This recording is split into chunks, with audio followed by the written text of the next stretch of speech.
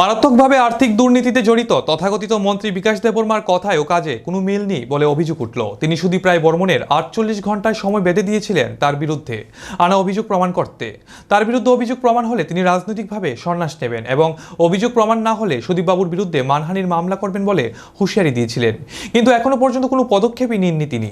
ফলে তার আচরণ নিয়ে তৈরি হয়েছে রহস্য। অপরদিকে জানা গেছে মন্ত্রিসভার সামনে কিছু পরিবর্তন হতে যাচ্ছে। এক্ষেত্রে মন্ত্রী বিকাশ দেববর্মাকে তার পদ থেকে সরিয়ে দেওয়া হবে বলে খবর রাজনৈতিক মহলে ঘোরাফেরা করছে। একাংশ দলীয় নেতৃত্বের দাবিদারি করে ২০২৩ সালে বিধানসভা নির্বাচনের বিজেপি টিকিটে তেলিয়ামুড়া মহকুমার কৃষ্ণপুর বিধানসভা কেন্দ্র থেকে নির্বাচনে জয়ী হয়েছিলেন বিকাশ দেববর্মা। কপাল গুণে তিনি হয়ে যান জনজাতি কল্যাণ মন্ত্রী। তার মূল দায়িত্ব ছিল জনজাতিদের বিকাশে তিনি কাজ করবেন, জনজাতিদের বিকাশের নাজির সৃষ্টি করবেন। মন্ত্রী হবার পর নিজের ঢাক পেটাতে গিয়ে এমনটাই তিনি বলেছিলেন। মন্ত্রিসভায় স্থান পাওয়ার পর জনজাতি কল্যাণ মন্ত্রী বিকাশ দেববর্মা বিকশিত হয়েছেন ঠিকই, তবে এই বিকাশ হয়েছে নিজেরই। জনজাতি কল্যাণ দপ্তরের টাকায় তার এতটাই বিকাশ ঘটেছে যে যার কারণে খোয়াইয়ের একটি পেট্রোল পাম্পের মালিক হবার পথে তার ছেলে। তার নিজের ডুপ্লেক্স বাড়ি তৈরি হয়েছে দিল্লির অভিজাত এলাকায়। এতটুকুই নয়, বড়মুড়া অর্থাৎ হাতাই কত্তরে তৈরি হচ্ছে তার প্রসাধন বাড়ি ও হোটেল। শহর আগরতলা ও শহরতলিতেও বেশ কয়েকটি বাড়ি তৈরি করেছেন তিনি। তেলিয়ামুড়ার নিজ বিধানসভা কেন্দ্রের নিজের বাড়ির বাউন্ডারি ওয়াল তৈরি করেছেন লৌহ কঠিন পরিকাঠামোয়। তবে এই বাউন্ডারি ওয়াল তৈরি হয়েছে বিকাশবাবুর নিজের টাকায় নয়, সে বাউন্ডারি ওয়াল তৈরি করেছে জনজাতি কল্যাণ দপ্তর। ভাবা যায়, মন্ত্রীর সিকিউরিটির যে অ্যারেঞ্জমেন্ট করা হয়েছে তার বাড়িতে, তাও হয়েছে সরকারি খরচে। সব মিলিয়ে তার বিধানসভা এলাকা এবং গোটা রাজ্যের জনজাতিদের কল্যাণ না হলেও জনজাতি কল্যাণ দপ্তর মন্ত্রী বিকাশ দেববর্মার কল্যাণ হচ্ছে ঠিকই। এদিকে এশিয়ান টাইমসের বিশেষ খোঁজ খবরে জানা গেছে, নিজের বিকাশ ঘটাতে মন্ত্রী বিকাশ দেববর্মা নিজের আত্মীয়জনের নামে স্থাবর অস্থাবর সম্পদ ক্রমশ বাড়িয়ে যাচ্ছেন। হাতাই কত্তরে নিজের রিসোর্ট তৈরির জায়গাটি তিনি জবরদখল করেছেন বলে অভিযোগ। আর এই রিসোর্টটি তৈরি হচ্ছে তার বড় মেয়ের নামে। খবর সূত্রে এমনটাই জানা যায়। তাই বোধ হয় এই প্রথম রিসোর্টটি তৈরি করার দায়িত্ব রয়েছেন তার বড় মেয়ের জামাই বিল্লু দেববর্মার উপরে। এই বিল্লু দেববর্মা আবার বিকাশ দেববর্মার পার্সোনাল অ্যাসিস্ট্যান্ট। তার মাধ্যমে সরকারি খাস জায়গা দখল করা সহ মন্ত্রী তার অপকর্মগুলো করে যাচ্ছেন বলে অভিযোগ। এক্ষেত্রে সচেতন নাগরিকরা প্রশ্ন তুলেছেন, গোটা পাহাড়ি কি দখল করতে চাইছেন মন্ত্রী বিকাশ? তাছাড়া আরও প্রশ্ন, এত বড় কেলেঙ্কারির প্রকাশ্যে আসার পরও কেন এখনো মন্ত্রীর পদে গদিয়ান হয়ে রয়েছেন? কেন তাকে মন্ত্রিসভা থেকে সরিয়ে দেওয়া হচ্ছে না? তার পেছনে ক্ষমতাশালী মদতদাতারা কারা? এই রহস্যগুলো কিন্তু রহস্যই রয়ে গেছে। তবে নিজের সম্পদ বৃদ্ধি করা সহ বিপুল অর্থের মালিক হতে মন্ত্রী বিকাশ দেববর্মা আগ্রাসী ভূমিকা নিয়েছেন তা কিন্তু স্পষ্ট হয়ে গেছে। হাতাই কত্তরে তিনি রিসোর্ট তৈরি করেছেন ইতিমধ্যেই, তা প্রকাশ্যে এসেছে। তবে সব থেকে আশ্চর্যের ব্যাপার, হাতাই কত্তরে তার যে বিল্ডিং তৈরি হচ্ছে তার আসবাবপত্র সহ দরজা জানালা প্রভৃতি তৈরি করতে বনভূমি উজাড় করে দিচ্ছেন মন্ত্রী বিকাশ দেববর্মা। সংরক্ষিত বনাঞ্চলের মূল্যবান কাঠ দিয়ে তৈরি হচ্ছে তার বিল্ডিংসের দরজা জানালা সহ বিভিন্ন আসবাবপত্র। এর জন্য এক পয়সাও তার খরচ হচ্ছে না। এক কথায় বনভূমিকে লুটেপুটে খাচ্ছেন মন্ত্রী। এক্ষেত্রে তেলিয়ামুড়া ফরেস্ট রেঞ্জের আধিকারিকদেরও কাঞ্চন দক্ষিণায় বিনিময়ে মন্ত্রী বিকাশ দেববর্মা এবং তার সাঙ্গপাঙ্গরা ম্যানেজ করে রেখেছেন বলে অভিযোগ। কিভাবে সংরক্ষিত বনভূমির মূল্যবান গাছের লক এবং কাঠ মন্ত্রী বিকাশ দেববর্মার নির্মীয়মান বিল্ডিংয়ের কাজে ব্যবহার করা হচ্ছে সেই ব্যাপারে বন আধিকারিকদের কোনো জবাব নেই। এদিকে মন্ত্রী বিকাশ দেববর্মা অবৈধ উপায়ে কোটি কোটি টাকা কামাচ্ছেন এবং তার বহু দুর্নীতি রয়েছে। কংগ্রেস বিধায়ক সুদীপ রায় বর্মনের আনা সেই অভিযোগের বিরুদ্ধে এখনও আদালতের দ্বারস্থ হননি মন্ত্রী। অথচ সুদীপ বাবুর অভিযোগ খণ্ডন করতে গিয়ে তিনি ৪৮ ঘন্টার সময় বেঁধে দিয়েছিলেন। সুদীপ রায় বর্মন প্রমাণ না আনতে পারলে ৪৮ ঘন্টা পেরোলেই তার বিরুদ্ধে মানহানির মামলা হবে বলে বিকাশ দেববর্মার হুঁশিয়ারি ছিল। ইতিমধ্যেই সপ্তাহখানেক পেরিয়ে গেছে, কিন্তু বিকাশের হুঁশিয়ারি রয়ে গেছে।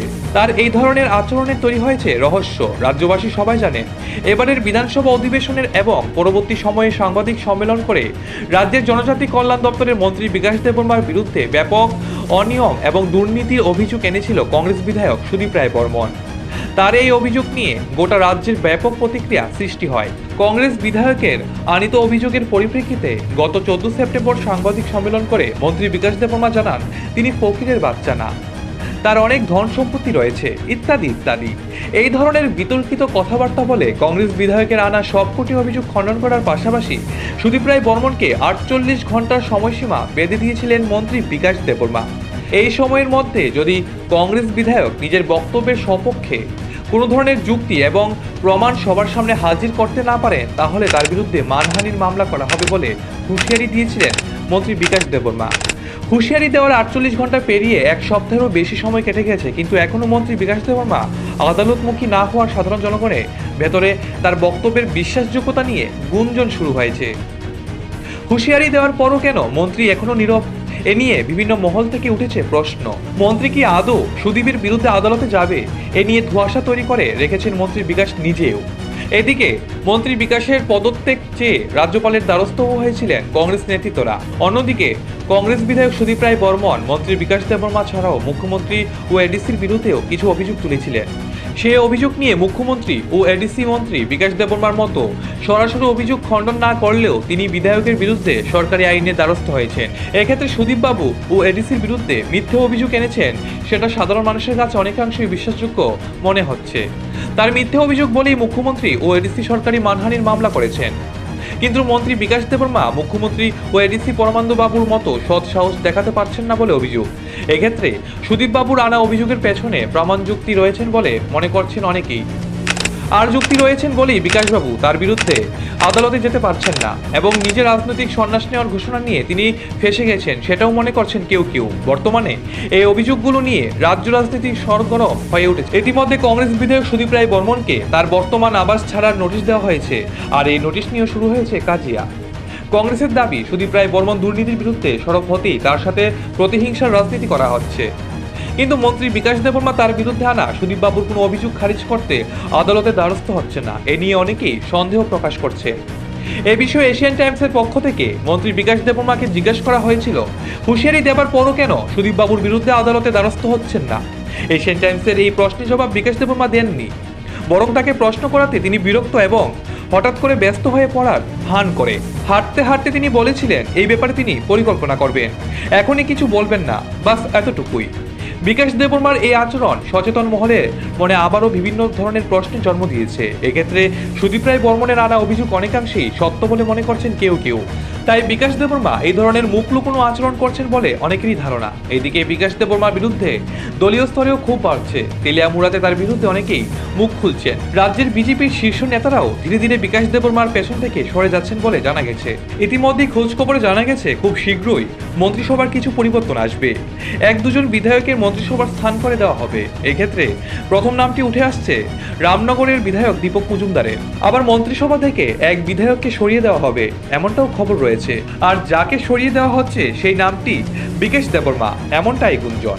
নিজস্ব প্রতিনিধি রিপোর্ট, এশিয়ান টাইমস।